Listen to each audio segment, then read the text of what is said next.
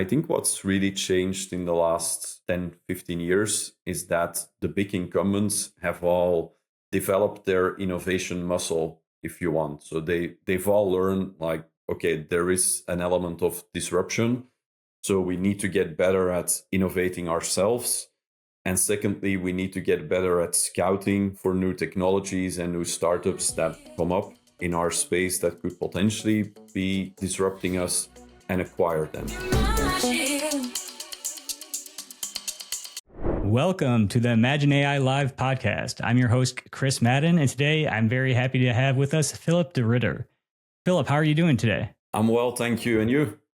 I'm great. You know, we're oceans apart here. You're in New York City, correct? Yes, I am. Nice. Yeah, I'm over in near Seoul, South Korea. So we're communicating halfway around the world in this very exciting time to be alive. So I'd love if you could just kind of give a short synopsis of the highlights of your career. Wow, there's so many moments that spring to mind, but I think the first one would be founding BOI, the current company that I'm still leading as CEO, which was about 15 years ago. We were super passionate about how new technologies, digital technologies were changing entire business models and industries in music, in news, media in general. And we started blogging about that, creating a methodology, a design methodology around it. And that's how we rolled into creating a company. So that's definitely a moment that springs to mind. And I really have a lot of love thinking back at the early years of building the company when we were essentially clueless and pivoted every day, learned every day. And there was obviously less management involved, more pure entrepreneurship. So a lot of highlights in the early years. And then maybe just naming one from the last 1 or 2 years is that on the side, I've set up Autonomous, which is one of the biggest AI summits out there where we bring together over 10,000 people twice a year across 2 days. And that was a wild idea that we had only a year ago, actually, and we've now done it twice. And in just 3 months, we pulled together the summit. How many times have you done it? We did it twice now. The first one was in December, but we only decided September last year, so 3 months in advance, that we were going to do it. And we set this ambitious and ludicrous goal of 10,000 people, which we got to. We got to 11,000. And then we did one in June this year. And then the next one is end of January 2025. So in about 3-4 months from now. Yeah, that's very exciting. So that very similar with Imagine AI Live too, because we're a conference and a podcast. And we've got this spirit of kind of just get the conference out there and then iterate and do it again. And so we did our first one only 9 months ago now in Las Vegas and had 600 attendees in person. And then we had an impact event in New York like 3 months later. And we've got exciting announcement coming soon for our next one as well. We're going to have some notes to compare there later. I want to go back to the BOI. So that's Board of Innovation.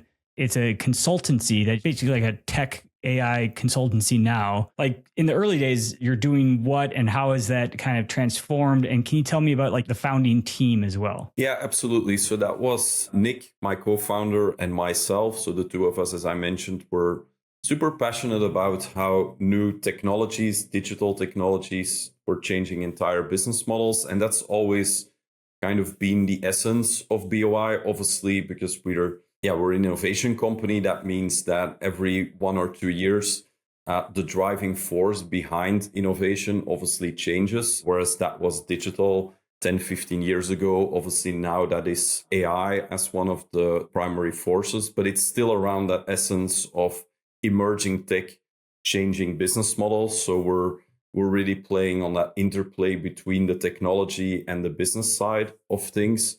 And that's very much the core DNA of the company. So we would work, for example, at the moment, I'm drafting an AI strategy for one of the leading consumer companies globally out of the US.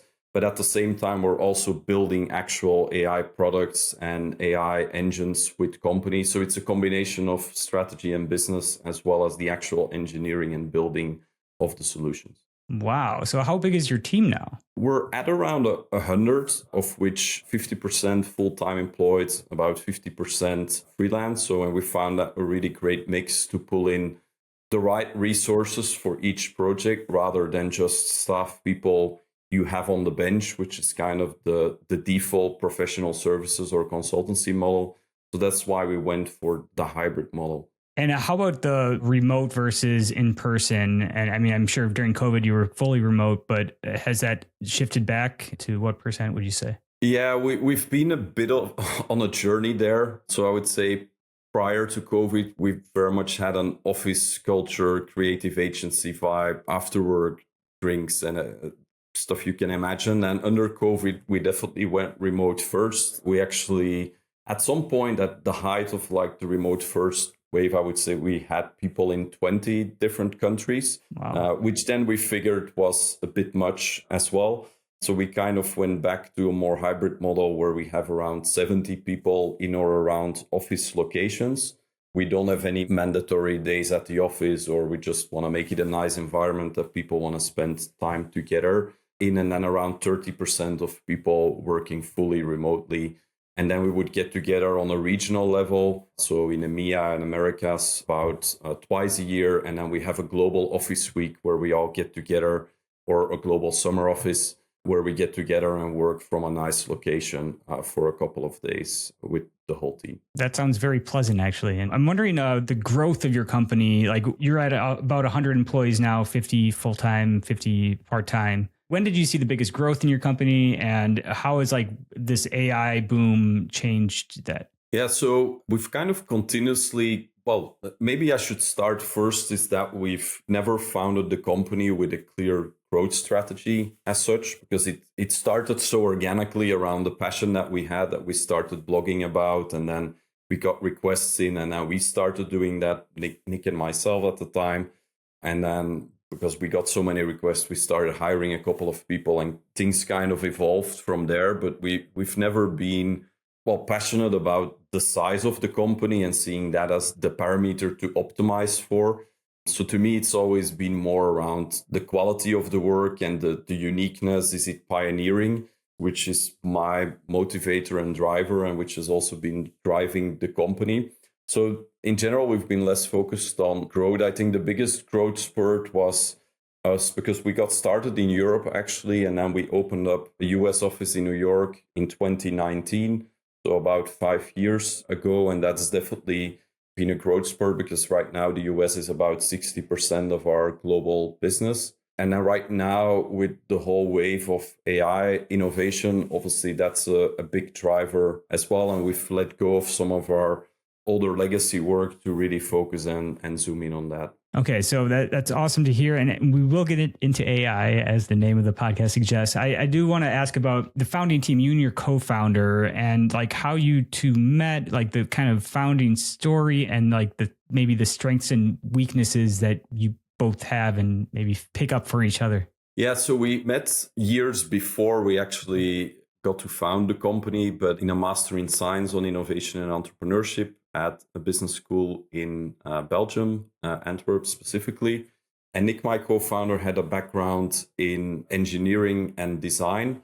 So he's always been more of the product person. And I had a background in business and economics. So I've always been more the business person. And I think that also naturally formed like what I was describing earlier as the core DNA of the company, business plus technology and design.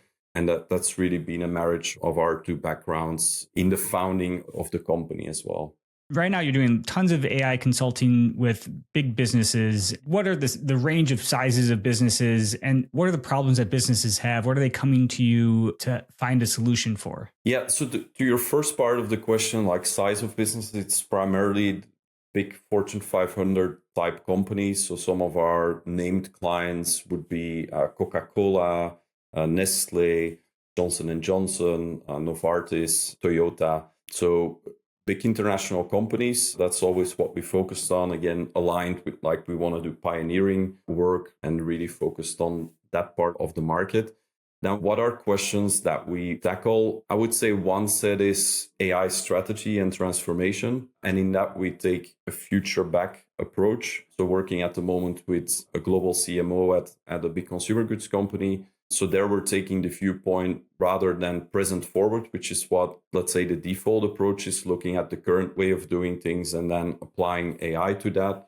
We're looking at it future back. So what will our society look like 5 years from now? What will consumer behavior be 5 years from now? How will that then change marketing and products in 5 years from now? And what will be our role or our recipe to win in that new environment? And then thinking backwards, what will be our roadmap towards that 5 years from now? So AI strategy, but really with a future and obviously innovation lens, because that's our DNA. We are much less the company that would look at how can we drive efficiencies in a current process and do it 10% cheaper.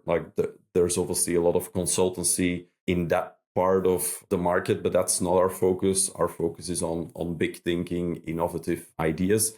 Then a second question that we tackle very often is to imagine, and love the name of the podcast and your event as well, is to imagine what's possible with AI in terms of new AI native products and experiences, because to me, it very much compares to what we've seen in digital, where we've seen digitally native companies setting up entire new categories like Uber in ride hailing, HelloFresh in meal delivery, Teladoc in telemedicine, and Netflix in entertainment streaming. And there's obviously loads of other examples. I'm expecting to see the same in the next couple of years, but then with AI native companies that really change the game in a given industry. And that's what I love thinking about with clients as well, imagining those AI native products and experiences. It's very interesting. And it sounds like you're a bit of a futurist in this AI space and imagining what the world's going to be like and how our society and businesses will be different in 5 years from now.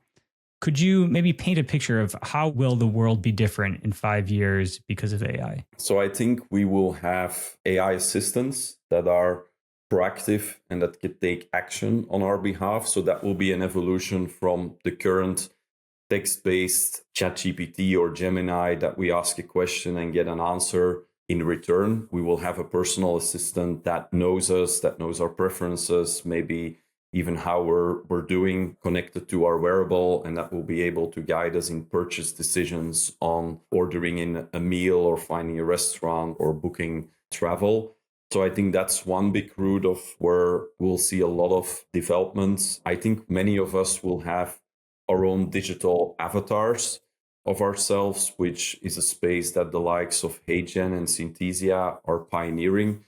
And right now, I'm still my biological version joining this podcast, but I could imagine the not so distant future that it could also be my AI avatar doing some of these tasks on my behalf. And if you think like that's going to open up a whole lot of questions in terms of liability, but also in terms of what if our AI avatar is actually a lot smarter than us. The latest O1 model is already at 120 IQ, which is well above average. So what if that continues to grow? So lots of interesting questions to unpack.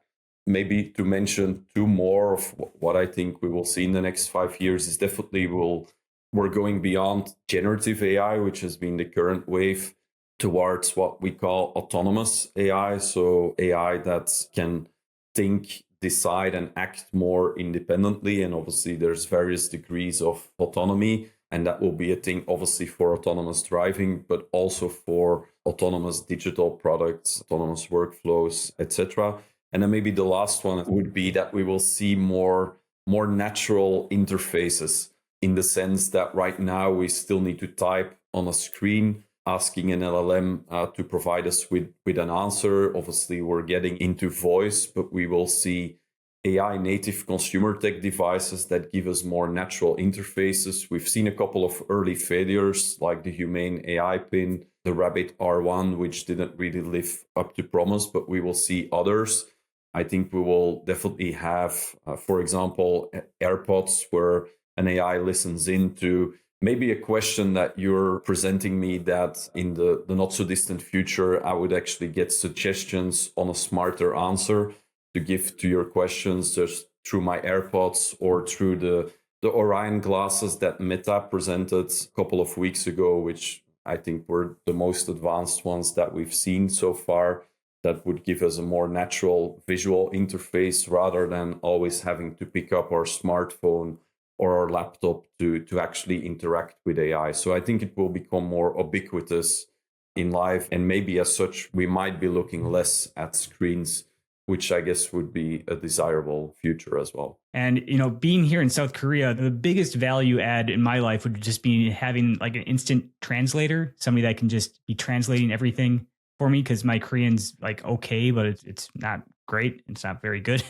And, you know, using it, even with like advanced voice right now, you still have, it's like you have to get socially acceptable to like kind of, okay, pause, let me hear the response. There's still that, it's not simultaneous translation. It's still almost takes twice as long as a normal conversation, because you have to listen to the response and reply. And I really do think that AR glasses are going to be the way that works, like being able to see the translation, read it out loud, and choose to hear it if you want to. The other thing that came to my mind is like having something on your wrist, like an Apple Watch, but maybe a bit bigger of a screen, so it's not as like cumbersome as pulling out a phone, but you can kind of glance at it while doing daily activities. Absolutely, and triggers a lot of questions. For example, the instant translation one, like, is it still worthwhile to learn other languages?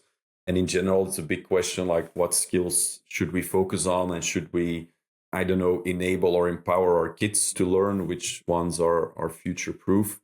And in general, way more natural interfaces to that. And I think also one spectrum will be that right now we have to prompt AI to give us an answer. I think AI, if it just follows what we're doing, will be able to know what we want to know at that point in time. So we don't even need to ask it in that sense. And I think Apple Intelligence, or the visual intelligence with that special button on the new iPhone, is a step in that direction. Like, you take a picture when you're in front of a restaurant, for example, the system would logically know that you would want to see the menu and the price tags attached to that, and especially the rating and the reviews. You wouldn't need to ask for that information. Contextually, it would know what you want to know at that point in time, at that place. That's another evolution I'm definitely expecting. Yeah, and I think one of the bigger complaints about the Gen AI so far has just been that it doesn't like store information on you or your company well, and like you have to reprompt it every time and kind of remind it what are the facts of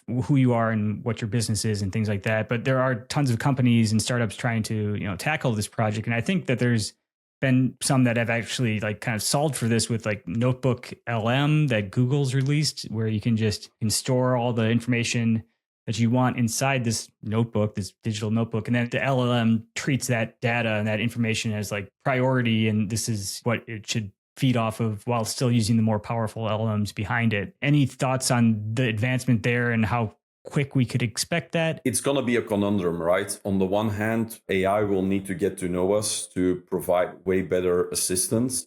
If it's synced with our wearable, for example, knows our preferences, know where we go, maybe knows what we hear or what we see, it would obviously be able to contextually give us way better suggestions on questions that we get or something else. But at the same time, that poses a lot of questions in terms of privacy for ourselves. Do we want to give up that information, but also towards other people? You might have seen the video experiment as well that some students did in the US with the Orion glasses, which obviously clearly invaded privacy in that sense. So there's a lot to unpack there. That video was insane. And the fact that they made it too, and they're kind of doxing people in the video, like, oh, this is that the senator's twin daughter here. And they were able to find out people's information in like startup conversations. I made a post about how the assumption that you go out in public and not be recognized or have any privacy out in public is gone. Like, you should just assume that people will be able to know who you are if your face is out on the internet. Like, if you have records on the internet, like, people can figure out who you are. So there's that. And then from the company perspective, I mean, no company wants to implement some AI thing and then have a huge data breach of their clients or customers, and that'd be devastating. And so what's your advice there for companies and when they're implementing all these new AI innovation into their business? Yeah, so to your first point, we could take that assumption that if our face is somewhere on the internet, that AI systems will be able to recognize it. Obviously, it's a different question if regulation will allow for that. You could argue that that's maybe not a society that we want to live in, and that regulation would limit usage around that. Obviously, regulation will have to evolve very fast, given how fast the technology is evolving, probably faster than any technology in the past. So there's going to be a big challenge around that. If you look at big companies, to your second part of the question, deploying AI solutions, I think many of them are focusing on deploying AI for internal workflows to optimize how they run marketing, finance, HR, whatever function or workflow that is, because that's obviously with a way lower risk level, and that they're at the moment still very cautious, and I think rightly so, of deploying AI consumer facing or customer facing, because that obviously exposes to a lot more liabilities and risks. But I think by now, all of them have responsible AI type frameworks in place that almost any small AI project that happens within the company needs to go through an approval flow right at the top level of the company. So you do see that there's a lot of scrutiny on responsible AI, safety, security issues. I'd like to ask a question about all of these new AI startups and companies that are building new products. And a lot of them, billions of dollars of VC money has been poured into these companies, hoping for 100x returns.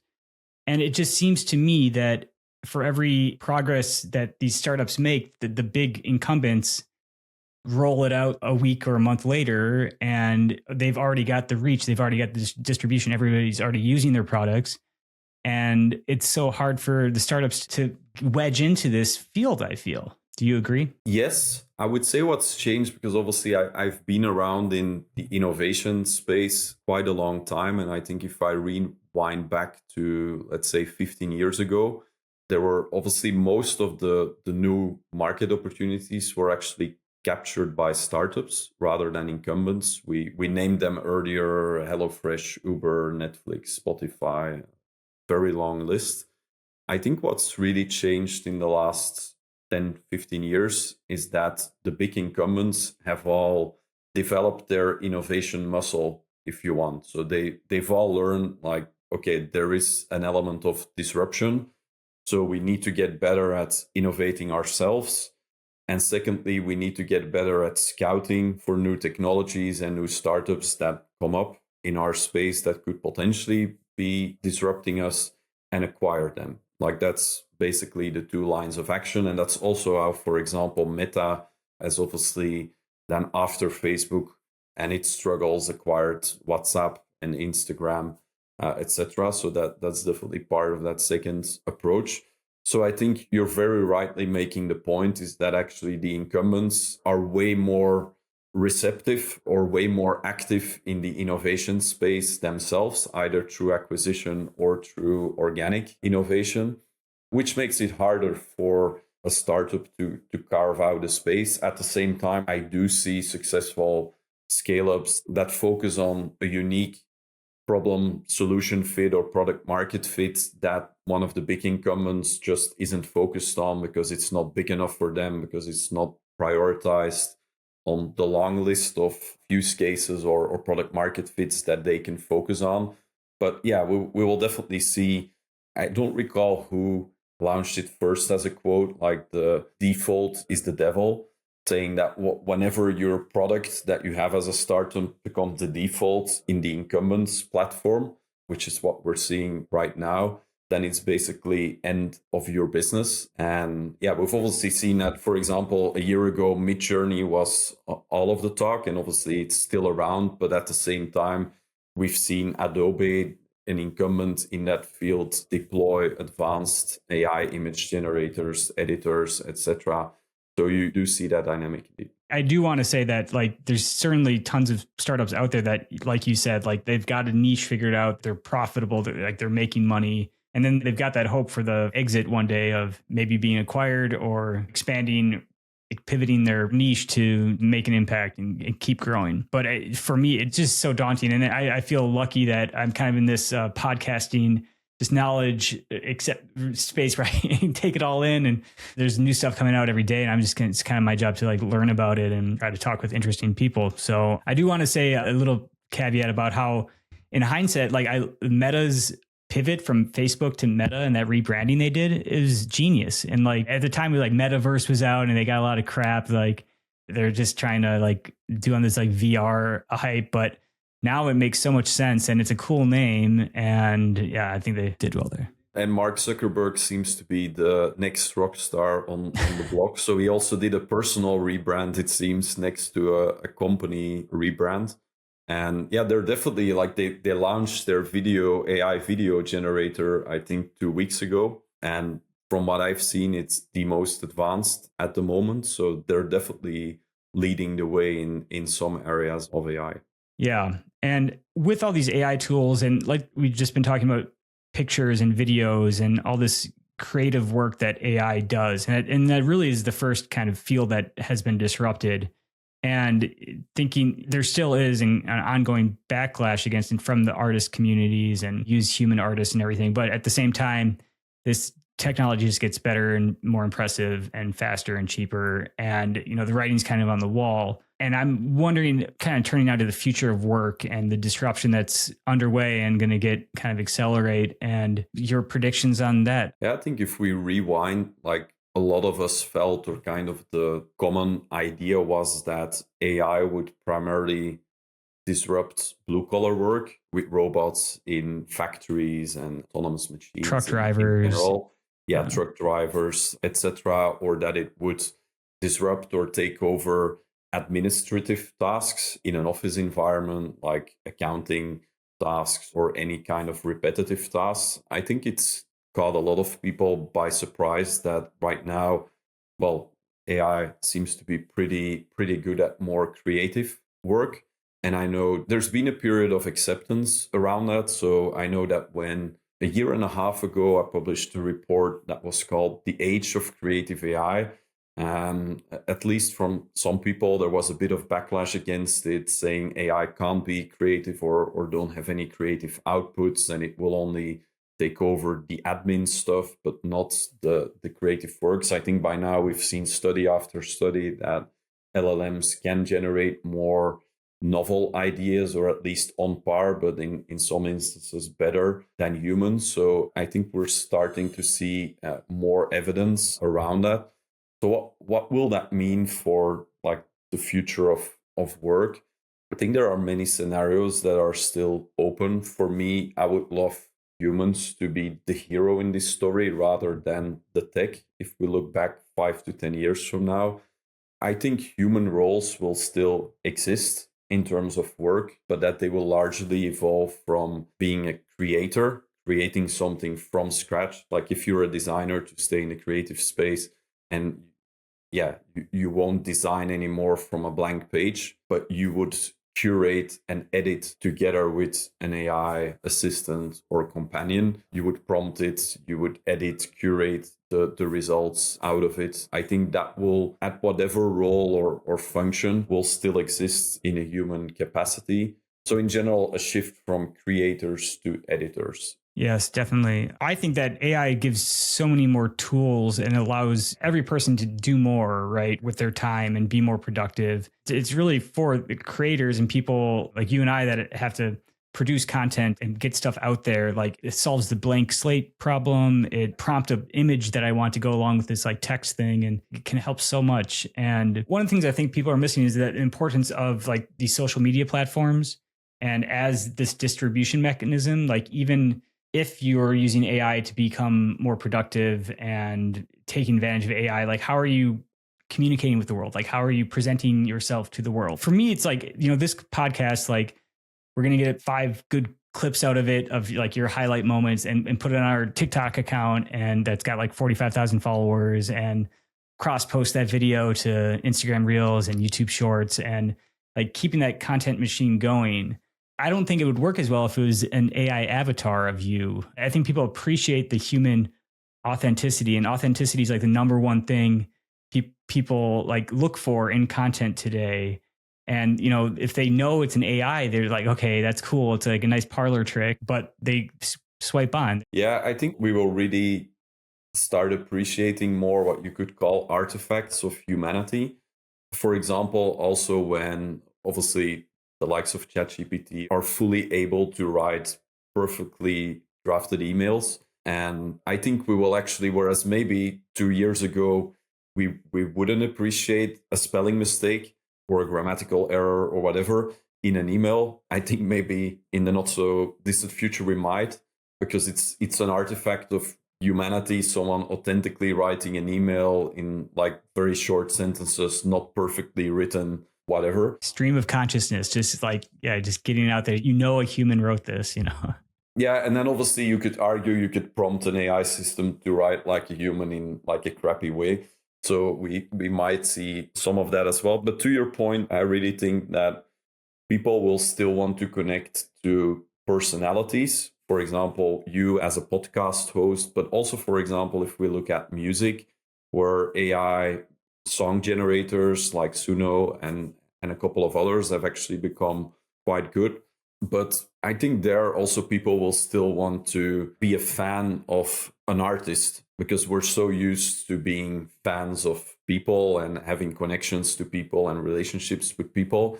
So I think even for AI generated music, the biggest successes will probably be where there is also a personality, and that might be an AI generated personality even, but that still has certain characteristics, personality, a way of talking, expressing themselves, etc. So I think the personification will still be a really big thing, especially in like the creative arts space. But alongside that, I think we will continue to value human authenticity. As the founder of the board of innovation, what's the one thing that you'd advise a business to do to take advantage of AI today? If it would be one thing, it would be to imagine what's possible, to really take that future oriented approach, because I do think the transformation is going to be big. And I think right now I see a lot of AI proof of concepts and projects that are focused on individual use cases, a part of a process in marketing. How can we do this step in invoicing faster with AI? Whereas I think companies would benefit of looking at that holistically. Taking one example of a space that I've worked in a lot, which is product innovation and product development, new product development. That's typically a 12-month process of where you would gather market insights, consumer insights of where there are needs that are not met yet. Then you would start generating product ideas against that. You would start prototyping them, testing them again with consumers, various rounds of that before it gets into production and distribution, etc. What we've already built for a couple of companies is a product development engine that does all of that, but in minutes, that basically on a real-time basis learns about new trends that emerge. For example, an album that becomes popular and gets massive traction on TikTok, that spurs a new fashion trend. The engine would autonomously design a fashion collection and items within that based on that new trend that popped up overnight. It would produce design files that can actually be produced. It would create marketing collateral around that. And basically you go from like a 12 months, very siloed based process to something that happens in minutes or in days, realistically speaking. And all the spot applications that you would build for a part of that process will eventually be useless if you need to rethink the whole thing. So that would be my one advice, or a long answer for simple advice. Think about the whole and imagine what's possible rather than focusing on doing the current thing a bit faster with AI. That TikTok trend alarm system, have you built that? Yes, well, that we've actually built and we've tested it as well. So the system, the AI system consists of about 12 different AI agents that work together, and they are powered by 6 different LLMs. So you would have a creative designer, you would have a market listener, you would have somebody, an AI agent making the production files, etc., etc. And the designs that come out of that, we ran them in a blind test with consumers, and they tested higher on purchase intent being on brand and being on trend than the best sellers in that company's portfolio. So that's actually out there. And did you build that just for one company, or like it's you built the prototype and now you can use it, sell that to many companies, or like make it publicly available? We build it proprietary for one company. And I also believe that that is where the competitive advantage lies for companies to build proprietary engines, but also the operating model around it. Because like the technology in a way is the easy part, but if you're still organized in the same silos, the same functions that each need months to go through, like the technology would never work. So you need the organizational change interlocked with the new tech.